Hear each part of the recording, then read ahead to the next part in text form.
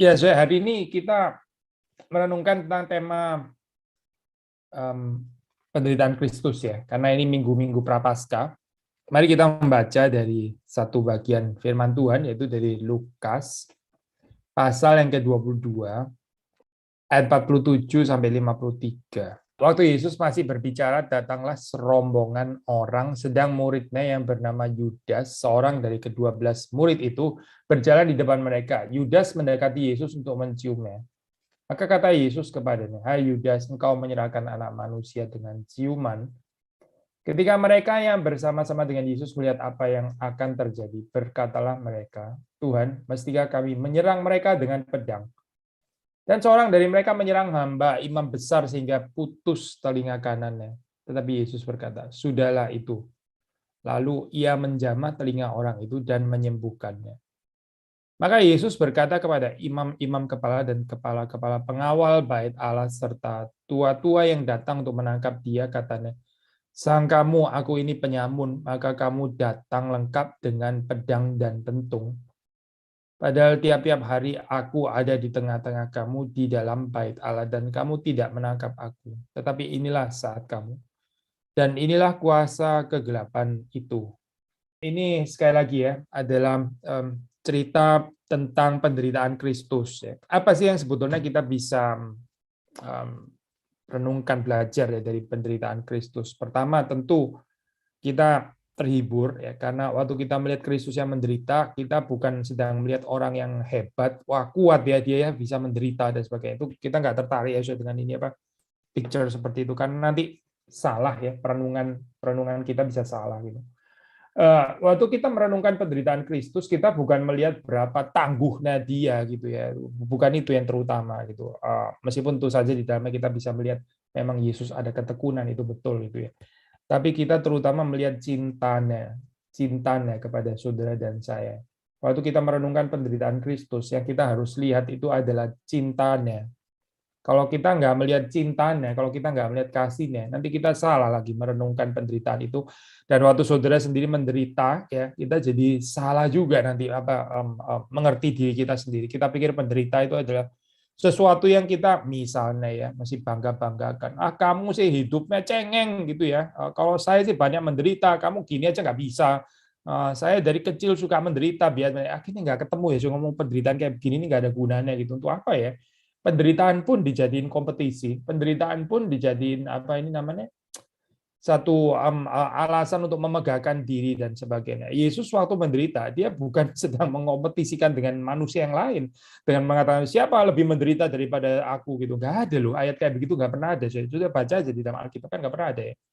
Yesus ngomong kalimat siapa di dunia ini pernah lebih menderita daripada nggak ada kayaknya. Saya ayat kayak gitu nggak pernah ada. Karena memang bukan itu intinya gitu. Bukan di sana ya.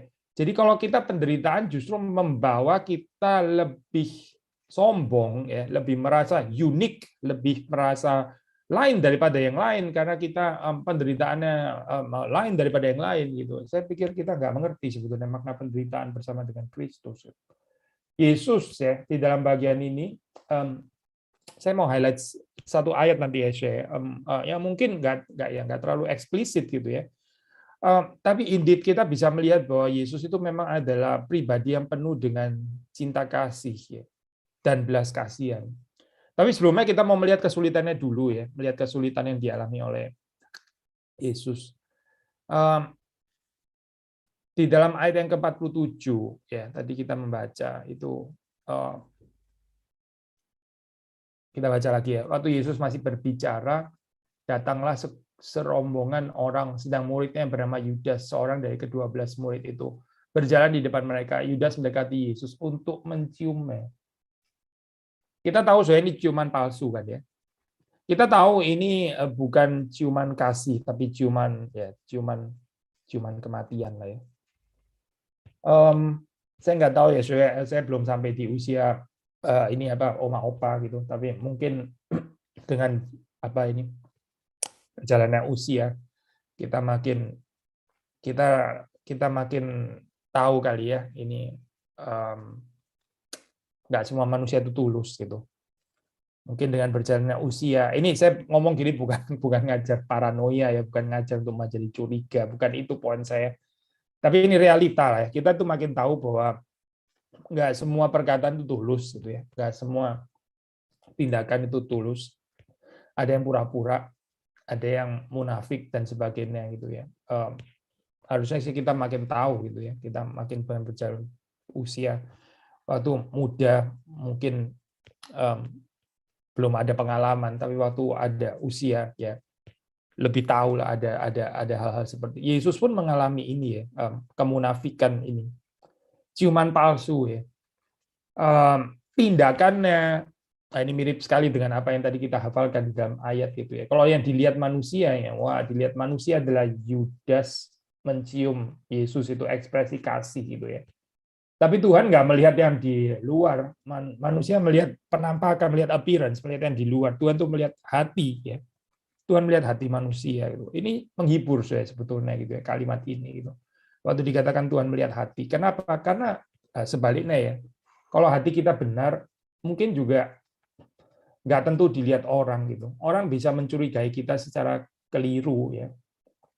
Orang anggap kita adalah orang yang jahat seperti Yesus di sini. Dianggap seperti penjahat begitu ya, sampai didatangi dengan pentung, pedang dan sebagainya. Menyakitkan ya dianggap jahat seperti ini ya. Tapi Tuhan melihat hati gitu. Tuhan itu melihat hati kita. Sebaliknya kalau hati kita nggak benar ya, kalau hati kita liku-liku ya. Orang lain mau memuji-muji kita, orang lain mau kagum dengan kita, sebetulnya nggak ada gunanya juga gitu. Karena apa? Karena Tuhan melihat hati. Karena Tuhan nggak bisa dibohongi dengan penampakan luar, nggak bisa. Tuhan itu melihat sampai ke dalam hati kita ya, sumsum kita yang terdalam itu Tuhan melihat gitu. Kalimat ini sekali lagi ya bisa menyakitkan untuk orang yang suka berpura-pura. Tuhan melihat hati gitu ya, itu bisa menakutkan, nggak menyenangkan. Tapi kalimat ini bisa sangat menghibur untuk orang yang memang hidup benar di hadapan Tuhan ya, meskipun dia sering disalah mengerti, meskipun dia dicurigai seperti Yesus dicurigai ya. Balik lagi ya. Jadi kita membaca di dalam bagian depan ini Yesus berhadapan dengan Yudas ya, yang mengkhianati dia ya. Saya nggak tahu mau apakah ada pengalaman dikhianati juga gitu. Dikhianati oleh orang yang dekat ya, menyakitkan ya ini ya. Tapi katakanlah mungkin bukan pengalaman dikhianati, tapi cukup dengan pengalaman berhadapan dengan orang-orang yang nggak tulus ya. Saya pikir kita semua sedikit banyak pernah mengalami hal ini ya. Hopefully kita bukan orang yang tidak tulus itu terhadap orang lain ya. Hopefully bukan itu, mudah-mudahan bukan itu. Tapi pengalaman menghadapi orang yang hanya menunjukkan menebar kesan ya, menebar kesan, tapi sebetulnya di dalam hatinya itu nggak betul-betul mengasihi. Itu penderitaan yang juga dialami Yesus di sini ya, waktu dia berhadapan dengan Yudas. Ada komentari mengatakan bahwa ini adalah opposite, ini adalah persis berseberangan dengan dengan perempuan ya, perempuan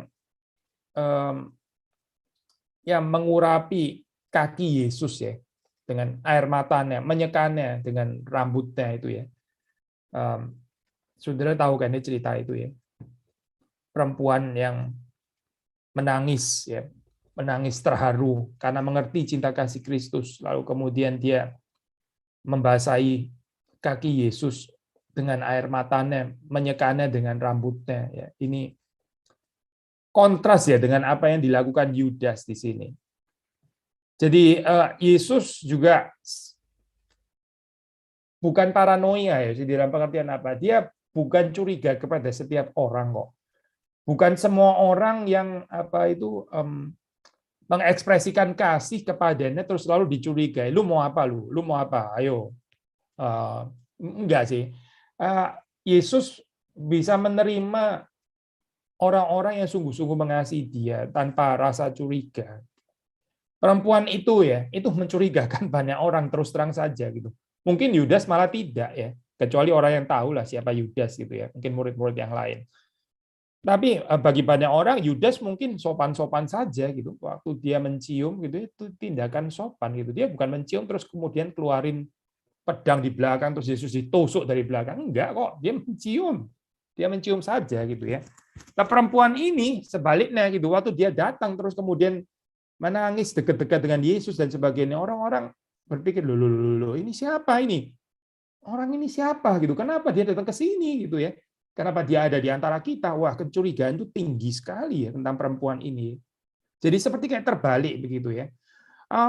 Tapi sebetulnya perempuan ini yang mengasihi Yesus dengan tulus dan Tuhan melihat hati. Tuhan melihat hati. Tuhan itu tahu bahwa perempuan ini mengasihi Yesus dengan tulus. Maka kita melihat di sini exact opposite ya, opposite antara Yudas dan perempuan ini ya dikatakan oleh salah satu komentator gitu. Yesus ada saat-saat di mana dia sungguh-sungguh dikasihi dan dia menerima itu ya. Menerima itu, Yesus menerimanya ya. Yesus menerima kasih saya, bukan karena dia Tuhan terus kemudian saya nggak perlu kasih manusia gitu misalnya ya. Kamu yang perlu saya kasih, bukan kamu yang mengasihi saya gitu ya. Enggak loh saya, ini kelewatan kayak begini ya. Tidak loh. Memang betul sih, Allah terlebih dahulu mengasihi kita itu betul gitu. Tapi bukan berarti terus kemudian kita nggak perlu mengasihi Allah. Ya. Memang betul juga waktu dikatakan seandainya kita nggak mengasihi Allah pun Allah tetap adalah kasih. Betul juga gitu. Kasihnya sempurna. Ini Tritunggal saling mengasihi. Betul juga, betul. Tapi bukan berarti saudara nggak perlu mengasihi Tuhan. Gitu. Tuhan mungkin nggak memerlukan kasih kita, itu bisa betul ya, secara teologis. Tapi kita perlu mengasihi Tuhan. Kita yang perlu mengasihi Tuhan. Saudara dan saya perlu mengasihi Tuhan. Waktu kita mengasihi Tuhan, sekalipun Tuhan itu sudah sempurna, di dalam kasihnya. Yang menarik itu Tuhan tetap menerima ya ekspresi kasih itu. Seperti Tuhan menerima pelayanan dari perempuan ini.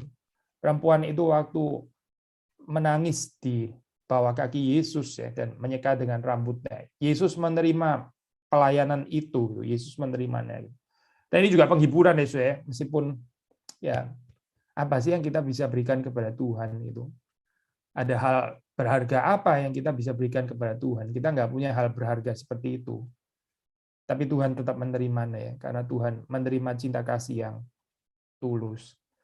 Kita lanjutkan ya, kita membaca kemudian di dalam ayat 48, Yesus berkata kepada Yudas, "Hai Yudas, engkau menyerahkan anak manusia dengan ciuman."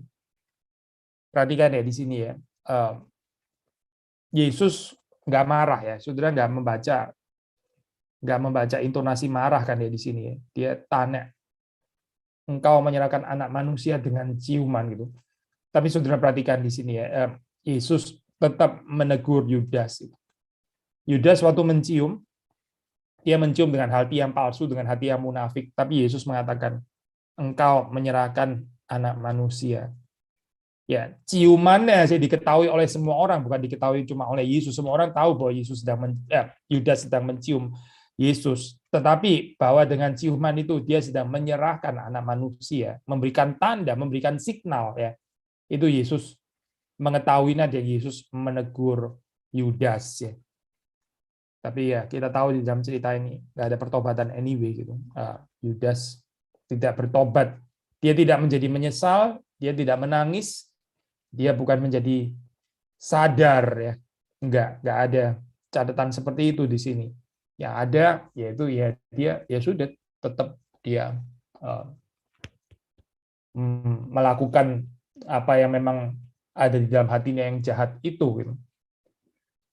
Lalu terus kemudian ayat berikutnya, ketika mereka yang bersama-sama dengan Yesus, ya ini murid-murid yang lain gitu ya, melihat apa yang terjadi, berkatalah mereka, Tuhan, mestikah kami menyerang mereka dengan pedang? Mestikah kami menyerang mereka dengan pedang? Ya, saudara, ini kalau kita baca secara sepintas ya, kita bisa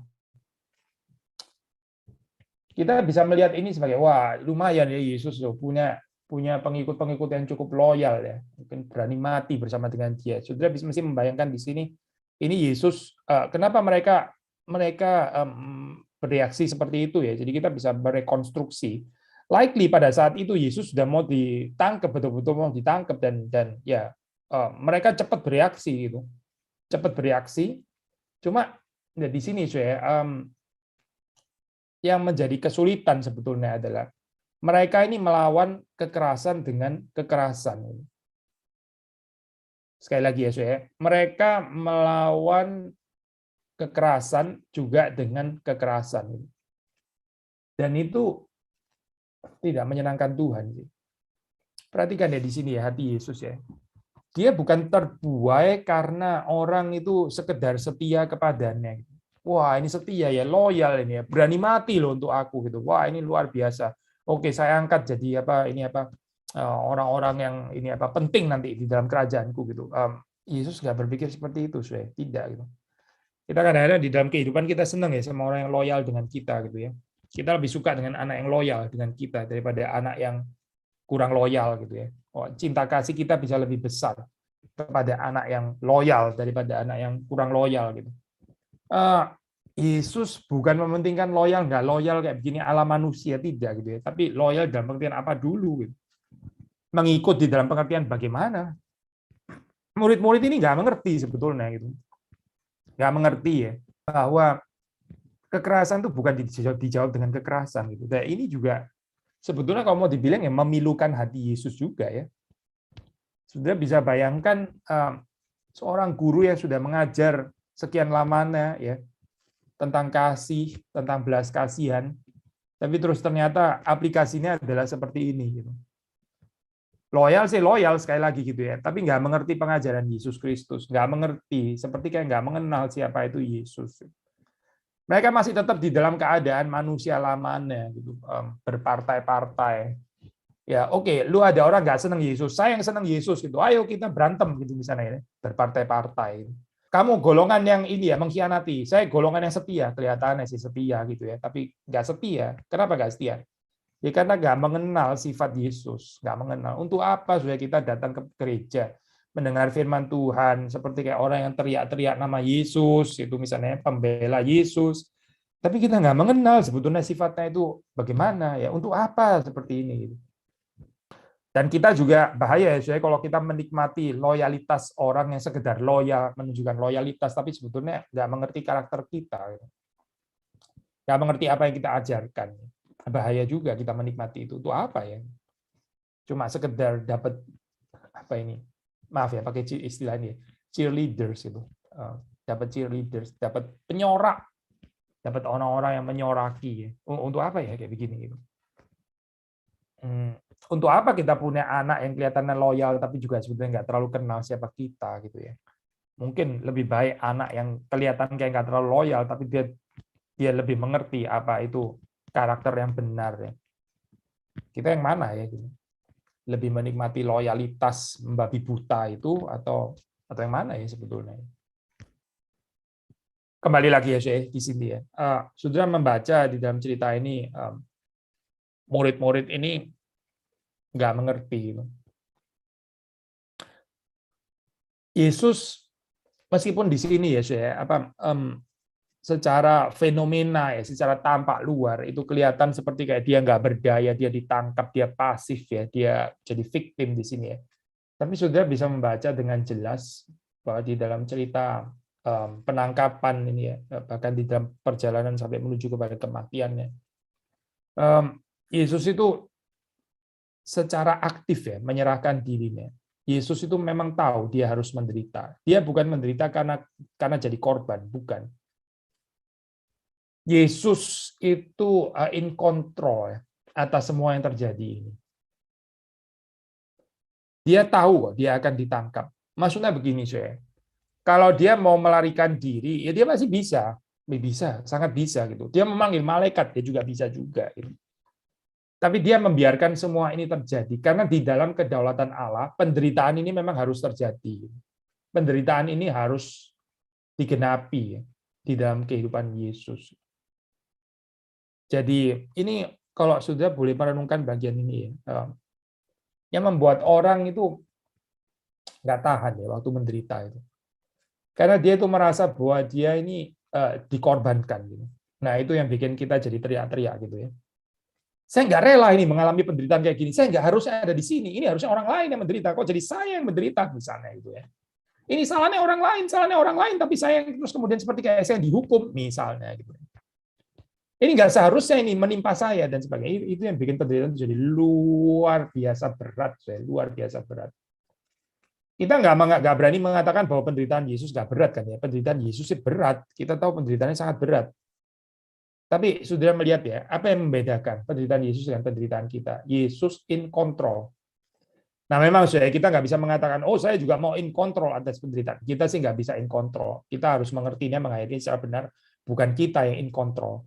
Tapi percaya bahwa Tuhan in control atas penderitaan kita.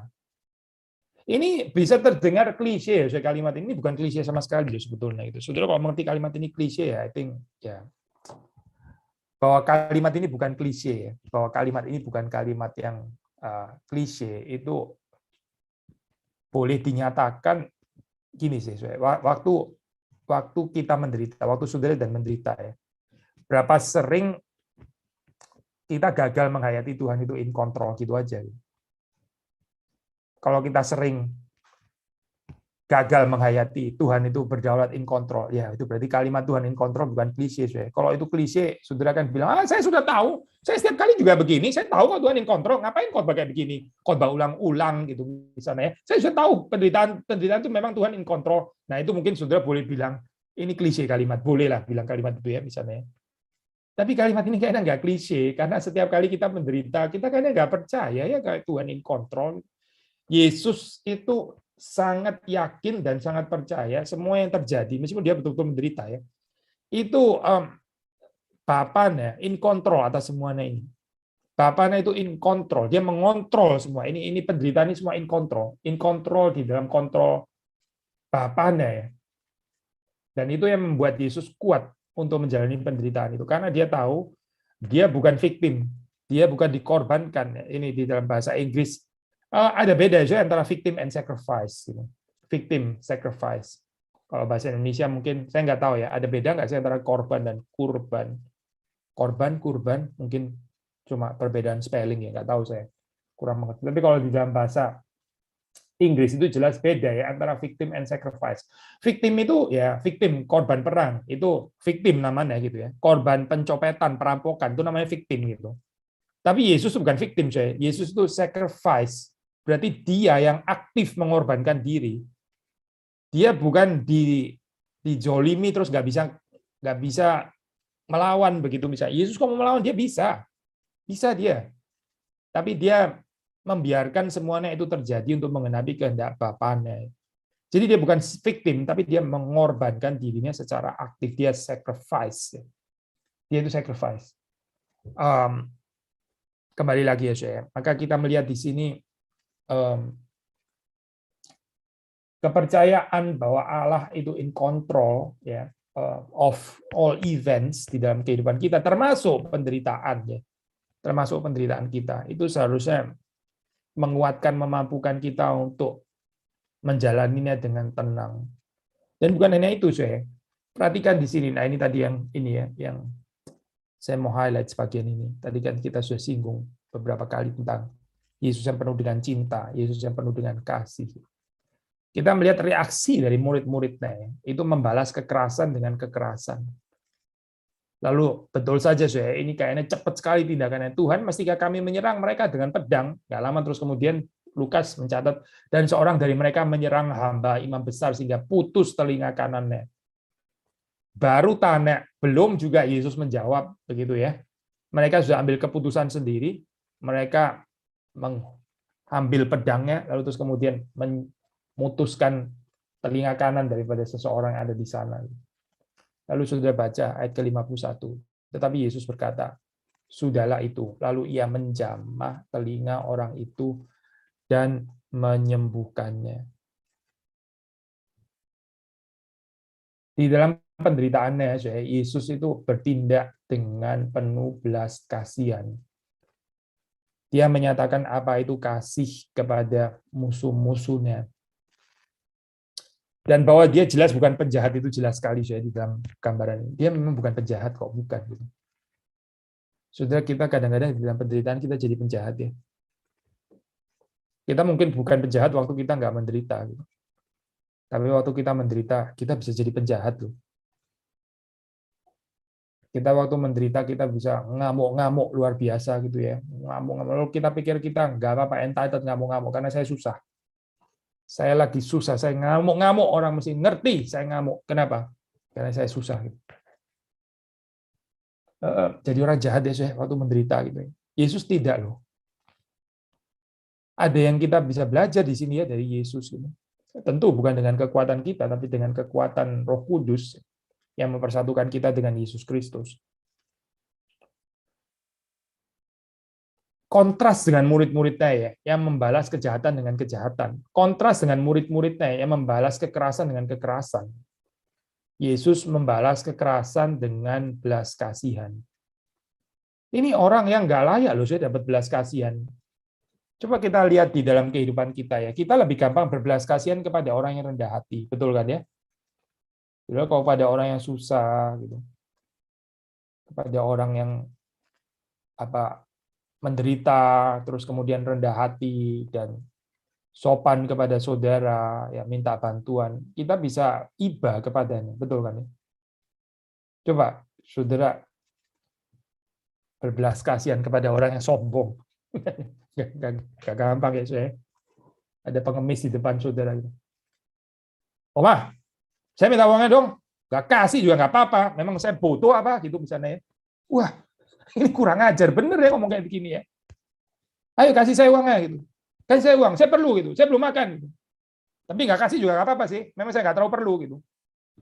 Gak gampang loh saya berbelas kasihan dengan orang seperti ini gitu. Berbelas kasihan kepada orang seperti ini loh. Ngapain ya gitu. Orang ini nggak entitled, dia nggak berhak untuk dapat belas kasihan saya. Yang berhak dapat belas kasihan saya itu adalah orang yang ngomong dengan baik-baik. Ini orang-orang ini bukan sedang berbelas kasihan kepada Yesus loh, bukan loh. Mereka ini mau menangkap Yesus. Mereka ini sudah siap untuk menangkap Yesus. Tapi terus kemudian Yesus berbelas kasihan kepada mereka. Kepada satu orang ini ya, khususnya gitu. Yesus tidak kehilangan cinta kasihnya. Yesus bukan menjadi dingin, apalagi dia menjadi marah-marah gitu ya, merasa karena sudah terlalu menderita, sangat mengecewakan semua, terus kemudian dia mulai marah-marah gitu ya. Enggak sih, Yesus tetap adalah Yesus yang penuh dengan cinta kasih. Di dalam hal ini ya, betul, kasih Allah itu tidak berubah. Benar, nggak berubah memang. Yesus nggak berubah cinta kasihnya. Maka sudah melihat di sini Yesus yang menyatakan compassion kepada musuh-musuhnya ya, kepada salah satu ini ya yang jelas yang sedang mengalami apa itu disabet telinganya sampai putus. Saya kemarin baru sharing ini kitab Obadja ya. Di dalam kitab Obadja itu kan penghakiman untuk Edom ya, penghakiman untuk Edom, bangsa Edom akan dihakimi oleh Tuhan. Mengapa ya? Karena waktu Yerusalem jatuh ya, karena waktu Israel jatuh, Edom itu nyukurin gitu. Edom itu bersukacita, kapok lu gitu ya. Bahkan seperti berpihak di pihak orang-orang yang juga menyerang Yerusalem. Edom beria-ria, Edom bersukacita atas kejatuhannya Israel. Edom itu kan keturunan Esau ya. Esau dan Yakub itu kan saudara sebetulnya. Jadi ini bangsa yang sebetulnya saudara, tapi Edom bisa bersukacita atas kejatuhan dari Israel. Memang Israel jatuh karena dosanya, betul sih ya. Memang Israel waktu jatuh itu karena sedang dihukum Tuhan, itu betul. Tapi beria-ria ya, bersukacita atas orang yang menerima penghukuman Tuhan. Itu orang jahat sih sebetulnya. Sekali lagi ya.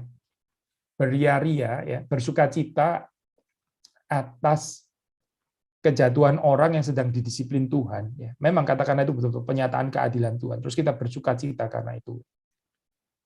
Itu adalah reaksi orang yang tidak mengenal Tuhan. Edom itu nggak mengenal Tuhan, makanya dia bisa seperti itu. Kenapa? Ya nggak mengenal Tuhan. Yang mengenal Tuhan bagaimana? Yang mengenal Tuhan itu berbelas kasihan. Berbelas kasihan. Itu orang yang mengenal Tuhan. Kita kalau bersukacita terhadap kejatuhan musuh-musuh kita, ya, kita nggak mengenal Tuhan.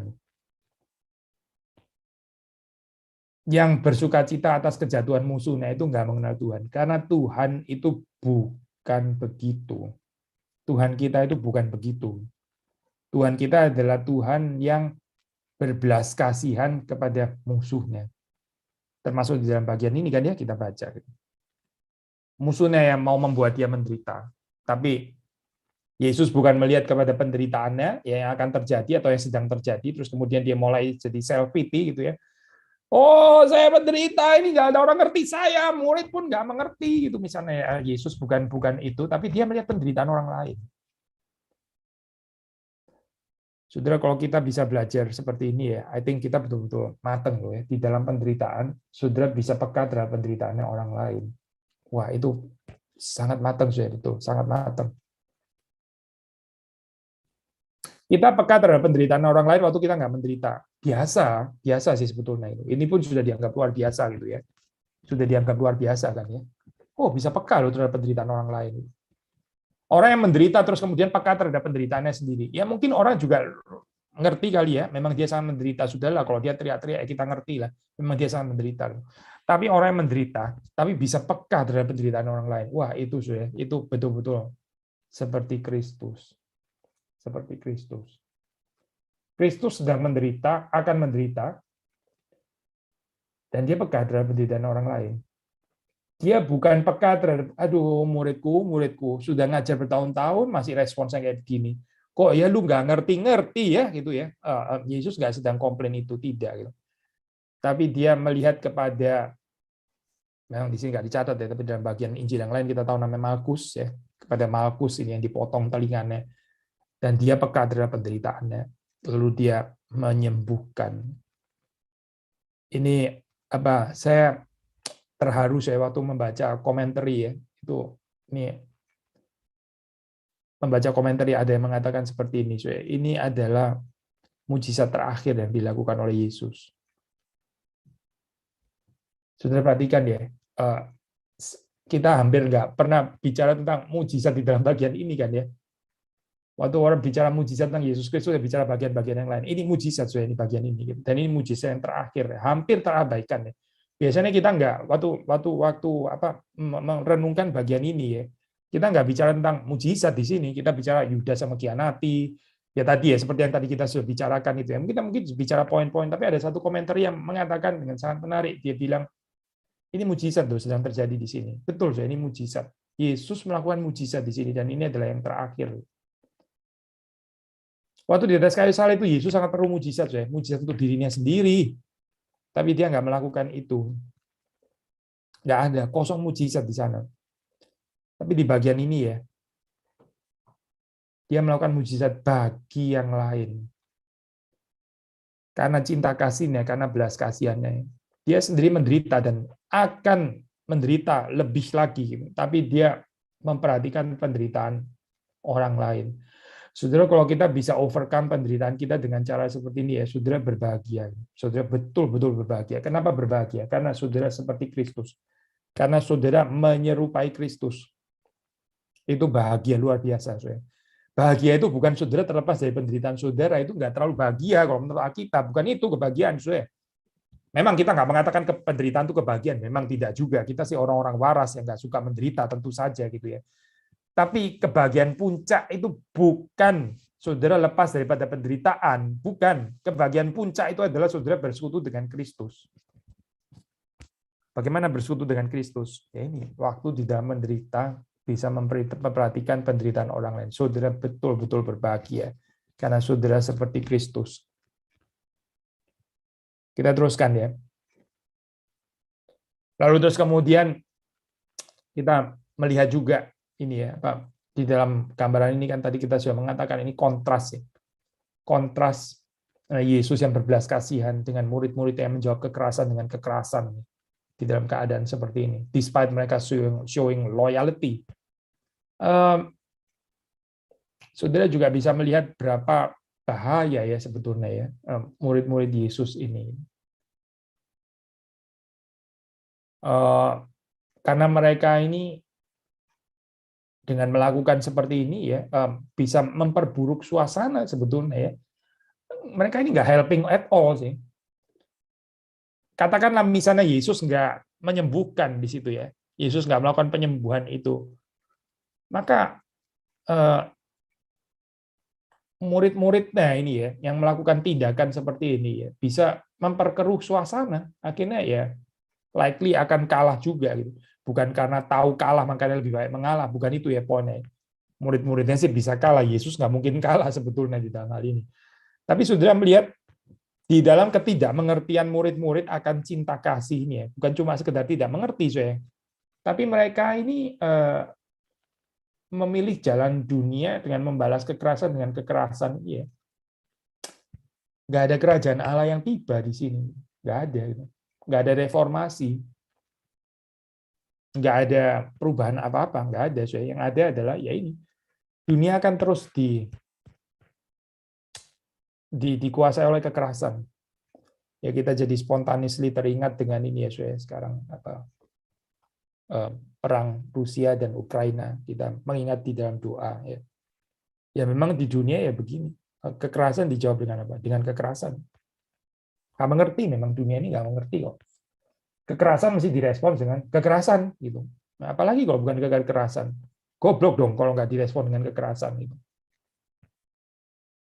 Dan banyak orang ini kan saya kagum dengan, saya nggak mau bicara politik sih ya, singkat saja, banyak orang kagum dengan pertahanannya Ukraina gitu kan ya, yang melawan. Saya nggak komentar siapa salah siapa benar siapa ini, karena ini isu kompleks sekali ya saya. Tapi banyak orang mungkin nggak sadar bahwa membalas kekerasan dengan kekerasan itu sebetulnya bukan jalan salib gitu, bukan jalan Yesus Kristus. Yesus kalau membalas kekerasan dengan kekerasan, dia sangat bisa, sangat bisa. Tapi dia nggak melakukan itu. Nah ini kalau kita renungkan lebih jauh bisa menarik ya, mungkin bisa menimbulkan diskusi, even mungkin perdebatan ya. Kalau demikian apakah kita harusnya pasif atau apa gitu ya? Ada tempat nggak untuk just war? Ya tentu ada tempatnya gitu, tapi ini bisa kompleks. Anyway ini bukan bahan hari ini. Tapi saya cuma mau mengatakan saya ini sulit ya, saya sulit untuk membalas kekerasan hanya sekedar secara defensif dengan tidak dikuasai oleh kedagingan, itu sangat sulit. Katakanlah ada tempat untuk just war. Kita bisa aja bilang ini ya, murid-murid waktu melakukan ini dia sedang melakukan just war gitu misalnya ya. Tapi kalau betul itu just war, kenapa Yesus mengatakan sudahlah itu? Kenapa Yesus bilang itu? Kenapa Yesus nggak komentar kalimat, karena kamu sedang melakukan pembelaan diri yang bersih, dan karena memang kita yang sedang ditekan, jadi bolehlah itu gitu misalnya. Yesus nggak mengatakan itu, tidak. Yesus mengatakan sudahlah itu, sudahlah itu. Berapa rentannya ya saya, berapa rentannya, berapa tidak sanggupnya manusia melakukan kekerasan atas nama mempertahankan dirinya, berapa susahnya gitu. Ya, saudara kita dipukul orang di jalan misalnya gitu. Terus katakanlah saya punya kekuatan untuk pukul dia balik, saya membela diri gitu ya, pukul. Untuk memukul dia nggak kelewatan, itu susah loh, saya susah. Gitu. Katakanlah saya ada kekuatan misalnya. Mungkin kita waktu mempertahankan diri, terus kita pukul, waktu itu dia sudah jatuh, mungkin kita masih kejar dia, pukul dia balik lagi, padahal dia sudah jatuh. Gitu. Alangkah susahnya ya manusia menjawab kekerasan dengan kekerasan di dalam batas pembenaran bahwa saya hanya sekedar membela diri. Oh, alangkah susahnya, sudah susah itu. Mungkin kita akan membalas secara revenge ya, secara vengeance, secara pembalasan dendam gitu. Dan saya bukan bicara tentang kekerasan secara fisik saja, mungkin kekerasan verbal juga, kekerasan verbal. Ya, kita dikata-katai dan itu menyakitkan. Terus kita balas mengata-ngatai dengan yang nggak kalah tajamnya dan nggak kalah menusuknya perkataan kita. Gitu. Terus kita membenarkan diri. Lah saya kan sedang defense. Saya kalau nggak jawab kayak gitu, dia ntar gini terus ya, sembarangan ngomong. Jadi saya juga mesti ngomong kasar juga. Saudara tahu ya, alangkah susahnya menjawab kekerasan verbal dengan kekerasan verbal, lalu terus kemudian kita mengatakan, saya cuma sekedar membela diri. Gitu. Mungkin nggak sekedar membela diri, itu sudah ada balas dendam sebetulnya di dalamnya. Makanya Yesus bilang, sudahlah itu. Sudahlah itu. Sudah. Dan Yesus sendiri juga bukan membalas kekerasan dengan kekerasan atas nama just war. Tidak. Tapi dia membalas dengan healing. Dia membalas dengan cinta kasih. Terus saudara melihat di sini sekali lagi ya, kontras ini. antara Yesus yang didatangi sebagai penyamun, ya, tapi Yesus sendiri adalah seorang penyembuh. Makanya dalam ayat ke-52 itu ya, Yesus berkata kepada imam kepala pengawal bait Allah, tua-tua, sangkamu aku ini penyamun, maka kamu datang lengkap dengan pedang dan pentung. Saudara, ini kalimat sebetulnya ya, kalau kita boleh menghayatinya, ini menyakitkan loh saya kalimat ini. Saudara, coba aja ya, ini kita mungkin nggak mengerti dalamnya dalamnya penderitaan ini ya. Saudara kalau sedang berbuat baik ya, tapi saudara dicurigai sebagai orang yang berbuat jahat ya. Wah, itu menyakitkan loh saya, menyakitkan kan ya. Saudara sebetulnya sedang menolong, saudara sebetulnya sedang tulus ya. Tapi saudara dituduh sebagai orang yang sedang melakukan perencanaan negatif gitu misalnya ya. Itu menyakitkan saya sebetulnya gitu kan. Dan Yesus mengalami ini. Yesus melakukan apa sih? Kapan ya Yesus ini ngerampok gitu misalnya? Kapan ya?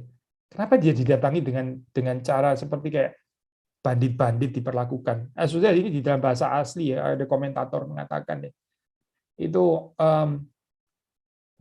lestres ya, itu penyamun ya. Ini kalau kita baca itu di dalam bagian lain, ini adalah kata yang bisa dipakai untuk menggambarkan bandit ya, bandit-bandit yang melukai ini melukai di dalam cerita Parable of the Samaritan itu ya, yaitu bandit-bandit itu yang ngerampok lah, tukang rampok gitu. Yesus kan nggak tepat banget ya dipojokkan ke sini ya. Memang Yesus itu siapa gitu? Apa yang pernah dilakukan Yesus sampai Yesus diperlakukan seperti bandit seperti ini gitu? Memang dia ini apa gitu? Ya, di dalam kehidupan kita, kita juga bisa disalah mengerti seperti ini, disalah mengerti ya, di dalam takaran yang jauh lebih rendah lah ya, lebih ringan daripada Yesus tentunya gitu ya. Tapi kita bisa mengalami seperti ini gitu ya. Waktu saudara sebetulnya mau menolong ya, tapi terus kemudian disalah mengerti sebagai orang yang jahat ya. Ya, again berbahagia kalau kita bisa mengalami seperti ini, kayak kita sedikit mencicipi penderitaan Kristus gitu. Kita sedikit mencicipi apa yang dialami oleh Yesus Kristus waktu kita dicurigai, disalah mengerti seperti ini ya, dituduh seperti itu gitu. Nah, saudara membaca di dalam bagian ini ya, mereka itu sudah sangat siap ya untuk melakukan kekerasan, tapi mereka nggak perlu melakukan kekerasan. Karena apa? Karena Yesus sudah tahu kok di sini dia akan ditangkap gitu, dan Yesus nggak melawan. Yesus nggak melawan. Mungkin bukan kebetulan juga waktu kita membaca di dalam bagian ini ya, ini kan terjadinya di malam hari ya. Yesus ini di dalam ayat yang ke-53 ya, ayat terakhir. Yesus berkata, tiap-tiap hari aku ada di tengah-tengah kamu di dalam bait Allah. Mereka nggak berani melakukan itu ya. Kamu tidak menangkap aku, tetapi inilah saat kamu, inilah kuasa kegelapan itu ya. Ini bukan kebetulan di sini ya, ini terjadi pada malam hari ya. Ada metafor kegelapan kan di sini kan ya, malam hari itu. Dan bukan publicly, bukan di tempat umum. Mereka ini memang orang-orang munafik, atau istilah lain, mereka ini orang-orang pengecut sebetulnya gitu ya, pengecut yang cuma beraninya itu di malam hari. Munafik ya, waktu di depan banyak orang mereka seperti kayak kita nggak akan menangkap Yesus gitu ya. Mereka nggak berani melakukan itu, tapi mereka melakukannya dengan diam-diam pada malam hari. Ya. Pengecut, penakut, munafik ya. Yesus mengalami itu semua gitu. Tapi sebetulnya dari perspektif teologis, maksudnya yang Yesus tahu dengan jelas yaitu apa? Bahwa dia sedang berhadapan dengan kuasa kegelapan. Kuasa kegelapan ini ya, ada saat-saat di dalam kehidupan manusia itu oleh Tuhan itu dilepas gitu. Kuasa kegelapan itu nggak punya ultimate authority ya. Yang punya ultimate authority itu ya Tuhan tentu saja, Allah gitu. Bapa yang punya otoritas ya. Tetapi kita tahu di dalam kehidupan ini ada saat-saat di mana kuasa kegelapan itu seperti diberikan authority. Kita membaca kitab Ayub kan ya. Membaca kitab Ayub itu setan seperti diberikan authority, itu ada batasnya tentu saja ya. Dan di dalam bagian ini, di dalam bagian ini kita membaca kuasa kegelapan itu diberikan otoritas gitu ya untuk sementara waktu. Waktu kita mengalami seperti ini, waktu kita mengalami dalam kehidupan kita ya, kita mesti tahu ya, bahwa ini Tuhan sendiri yang mengendakinya gitu. Ada saat-saat dark night of the soul. Ada saat-saat seperti kayak kita gelap sekali, ada cloud of darkness ya di dalam di dalam pikiran kita yang dia nggak bisa pergi gitu ya, berjam-jam gitu misalnya. Dan ya kita mesti berperang di dalam doa. Kita mesti bergantung kepada Tuhan di dalam saat-saat seperti itu. Kita mesti melawan, kita mesti fight, bukan flight ya, bukan melarikan diri, karena mau melarikan diri kemana? Kita mesti melawannya dengan kekuatan Tuhan. Tapi penghiburannya ini akan lalu juga gitu, akan lalu. Seperti di dalam kehidupan Yesus Kristus sendiri, ini juga akan lalu gitu. Yesus nggak menderita selama-lamanya, tidak, ada saat selesainya gitu. Ada saat selesainya. Ada peristiwa kebangkitan tentu saja gitu ya. Ada kebangkitan, ada kemenangan. Tapi pada saat-saat di mana kuasa kegelapan itu dilepaskan ya, dilepaskan. Nah, itulah saat di mana kita diuji, saat di mana Tuhan itu menempa kita. Ya, ini bahkan tanda ya, kita bisa mengatakan tanda-tanda orang yang memang dimiliki oleh Yesus Kristus. Orang yang dimiliki Yesus Kristus itu mengalami ini. Karena apa? Ya karena Yesus Kristus sendiri mengalami ini. Kita justru bahaya kalau dalam kehidupan kita nggak mengalami saat-saat kuasa kegelapan yang dilepaskan ini ya sebetulnya. By the way, kita bukan diselamatkan karena ini, tentu saja bukan ya. Tapi ini adalah tanda gitu, tanda bahwa orang itu sungguh-sungguh adalah milik Tuhan. Dia juga akan mengalami kesulitan-kesulitan seperti ini gitu. Sudah bisa membaca di dalam banyak tulisan orang-orang yang yang dipakai Tuhan dengan luar biasa gitu ya. Ya mereka mengatakan kalimat yang sama, mereka mengatakan kalimat-kalimat seperti ini gitu, bahwa kalau seseorang itu sungguh-sungguh dimiliki oleh Tuhan ya, dia akan di dalam persekutuannya dengan Kristus ya, yang milik ya dan yang memilikinya. Ya dia juga akan mengalami ini penggocohan dari setan ini di dalam hidupnya. Nggak mungkin deh lewat daripada itu. Alkitab mengatakan seorang murid itu tidak lebih daripada gurunya. Tuhan kita Yesus Kristus mengalami itu. Kita nggak mengalami itu. Nggak make sense, nggak mungkin itu. Seorang murid tidak lebih daripada gurunya. Kalau guru kita itu mengalami itu ya, kita juga akan mengalami itu sebagai murid-muridnya. Karena memang kita adalah murid-muridnya. Justru kalau kita nggak mengalami itu, ya kita bukan murid-muridnya sepertinya.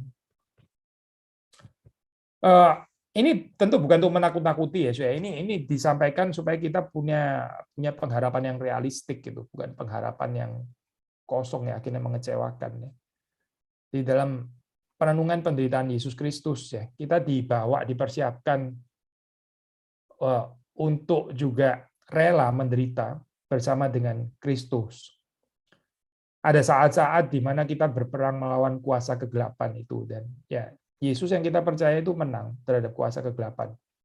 Kita juga akan menang bersama dengan Yesus Kristus.